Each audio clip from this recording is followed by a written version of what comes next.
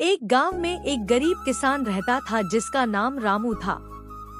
रामू के पास जमीन तो थी, लेकिन उतनी उपजाऊ नहीं थी कि उससे भरपूर फसल हो सके। रामू के पास खेती के अलावा कोई और साधन नहीं था जिससे वह अपना और अपने परिवार का पेट पाल सके।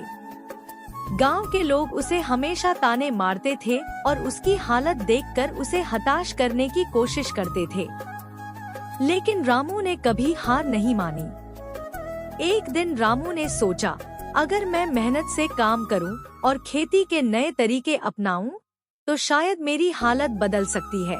उसने अपने खेतों को अच्छी तरह से साफ किया और उसमें खाद डालकर उसे उपजाऊ बनाने का प्रयास किया।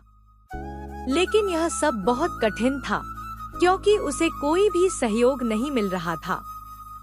गांव वाले उसे पागल कहकर चिढ़ाते, लेकिन रामू ने उन सब की बातों पर ध्यान न देते हुए अपना ध्यान केवल अपने काम पर रखा।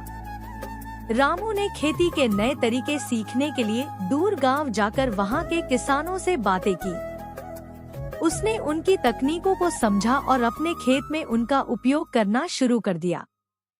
धीरे धीरे उसकी मेहनत रंग लाई और उसकी जमीन में फसलें लहलहाने लगी। उसकी फसल इतनी अच्छी हुई कि उसे बाजार में अच्छे दाम मिले। कुछ सालों बाद रामू का नाम पूरे गांव में फैल गया। जो लोग पहले उसका मजाक उड़ाते थे, वही अब उसकी तारीफ कर रहे थे और उससे खेती के गुर सीखने की कोशिश कर रहे थे।